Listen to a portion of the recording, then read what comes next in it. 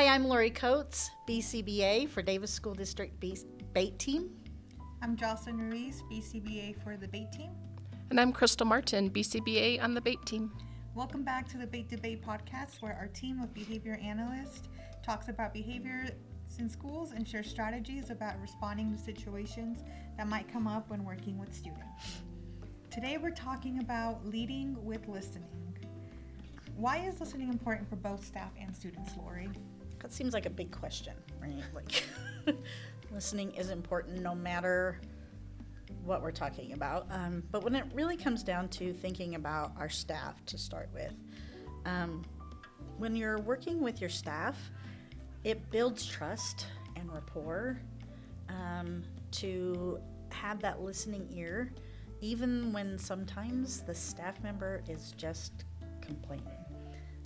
Sometimes they just need to be heard. And I think that's a human characteristic, right? That we all just sometimes need to be heard. I think it also helps to get their buy-in. If you've listened to them and developed that relationship, they're more likely to try things with you. The other choice is to come in and not listen and become this expert that tells them how to do everything. And that's not going to really get their buy-in. That's just going to feel like somebody telling them what to do. When it comes to students, that trust and rapport, so huge. Building that relationship when we can listen to students, and it also helps us connect to trauma-informed and compassionate care, the more we listen.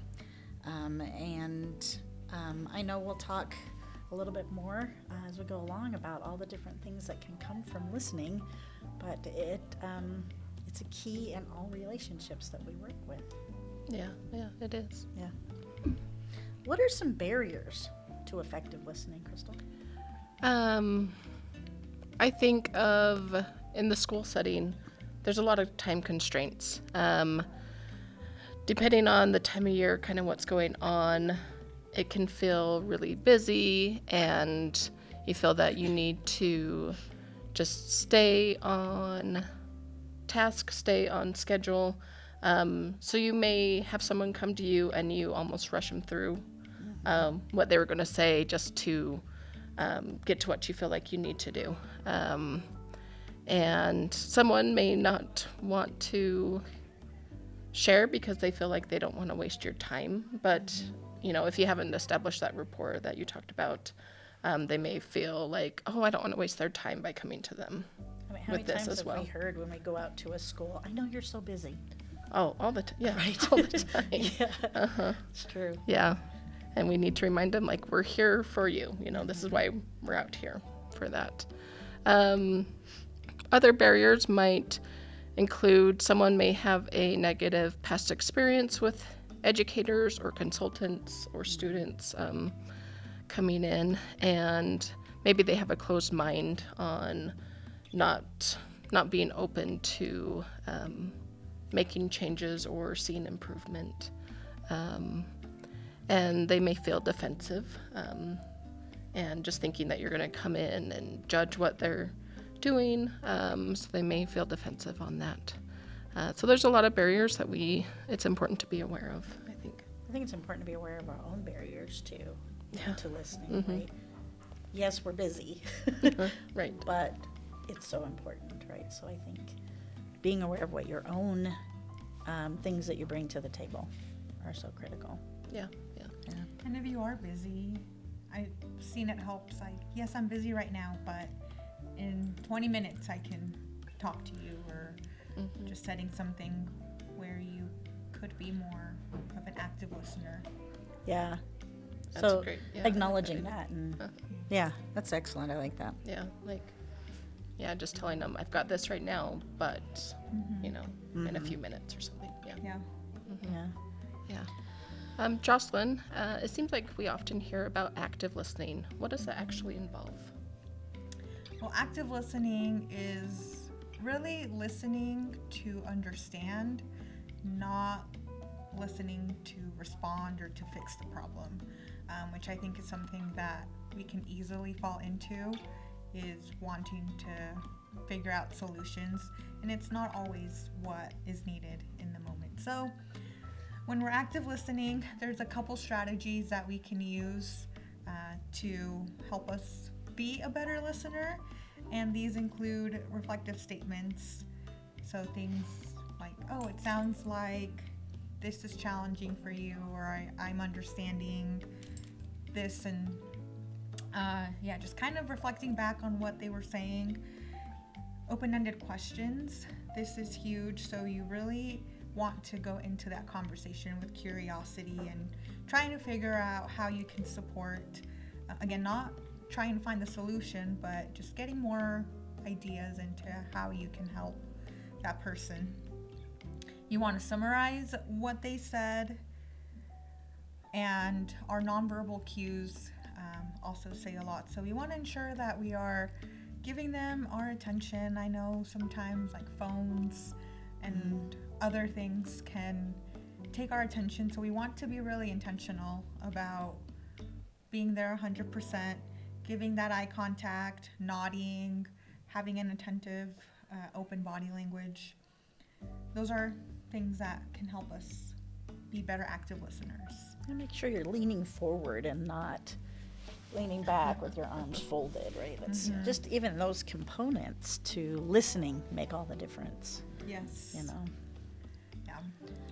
What are some things that we can discover when we lead with listening? All kinds of stuff.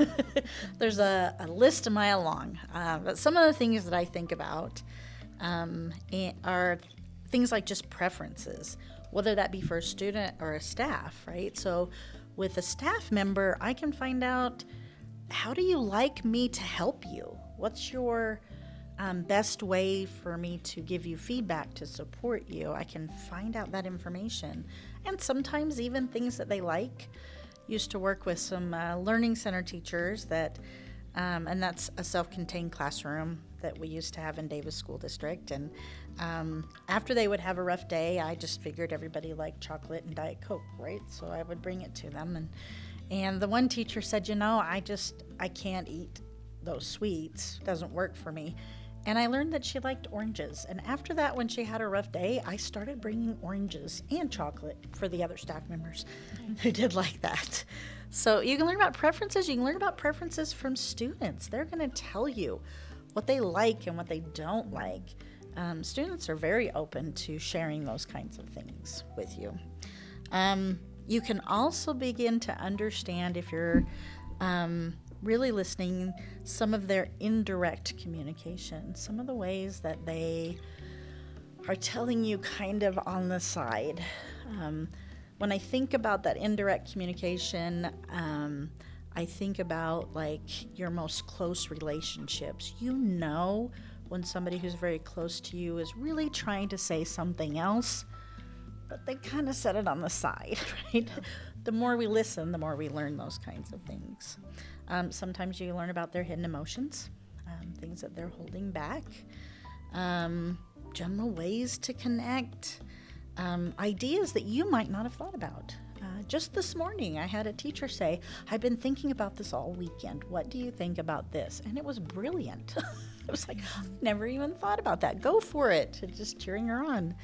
And then you can also find out with listening, how is my relationship going? Is it building, or is it challenged in some way? And what do I need to do to really repair that? So what's a really simple way that we can contextualize leading with listening? Thinking of it as a kind of framework. So I'm going to take the word listen and almost summarize what has been discussed already as we go through each letter. So the L is going to stand for learn the individual's context. We need to think about their experience, their background, maybe where they're coming from in that instance, depending on the situation, what they're wanting to talk about. Understand their strengths and barriers again. And then the I is going to stand for inquire with open-ended questions. We want to be curious and show a desire to engage with them. The S is summarize what we hear. when we repeat and kind of check in, say like, hey, I think I heard you say this. Sounds like you were talking about it in this way. That can help acknowledge that we are on the same page as them, and we'll be able to support them. when Or we're on get a the same chance for page. clarification. And clarify, yeah. Right? Yeah, Yeah. if we missed it. Yeah. The T is for tune into their emotions, show the individual that you care about them and what they're sharing. The E is for empower and validate. Empower them for communicating by validating their thoughts and their. We want to reinforce their willingness to share and to communicate Yeah. with you. And then the N is for next steps. So that's something that you want to develop together, kind of figure out how you're going to collaborate. If there's something if it's a problem that you're working on, or just a time to listen and, just to figure out maybe what's needed next. I like that. I like that. Listen. Yeah, Yeah. listen. That's great. Yes. Are there any examples that you guys can think of positive experiences that came from listening to a staff or to a student? I have a million. But go ahead. Yeah, I have one that I can think of right now. It involved a staff, and as an RBT, you're supposed to do notes and data and ensure that's up to date.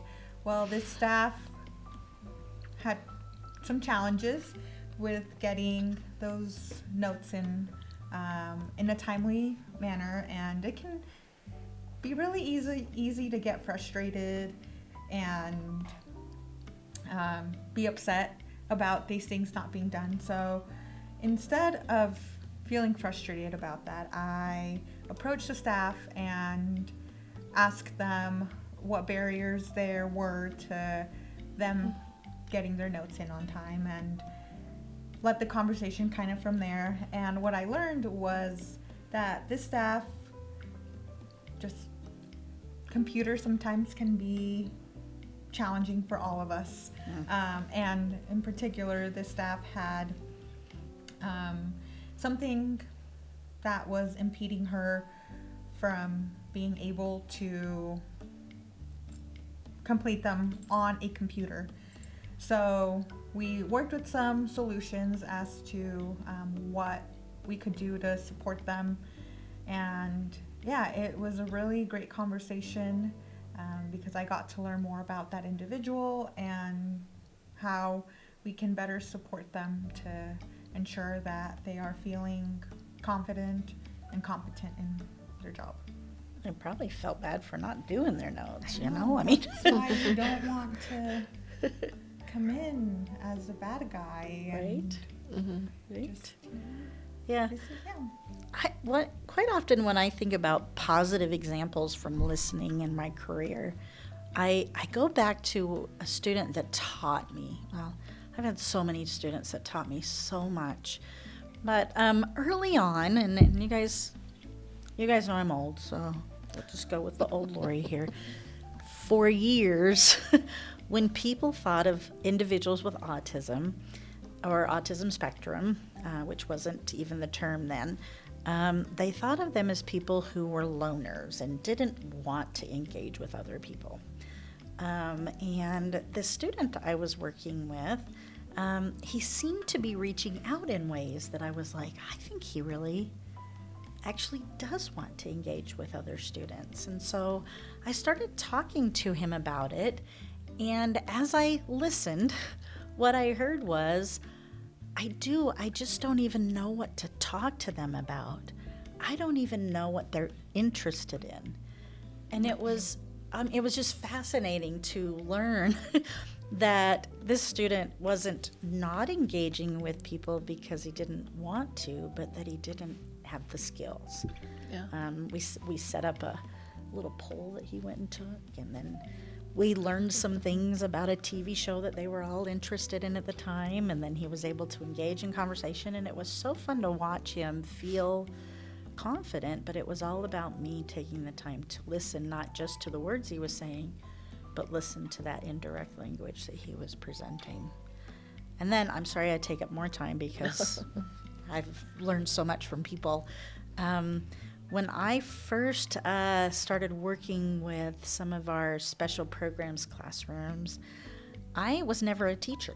So that's one of my things that sometimes I feel badly about when I'm coaching teachers, right? Like, oh, I never actually taught in a classroom.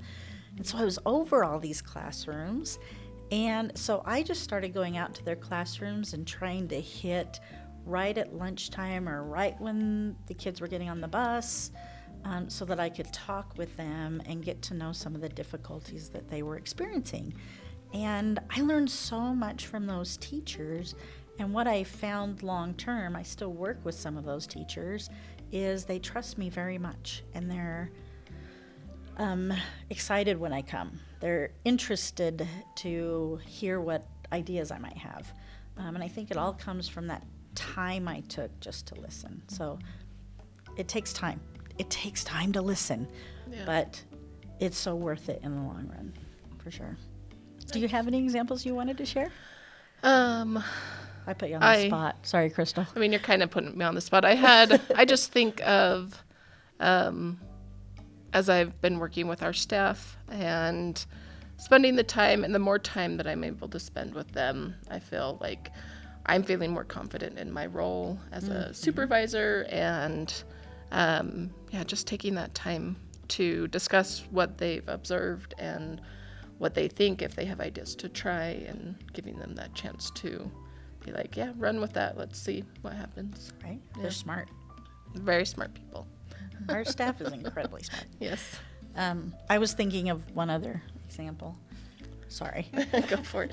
I just think that relationship piece, I just got to talk with one of our staff members again just recently, and she's very into pinball.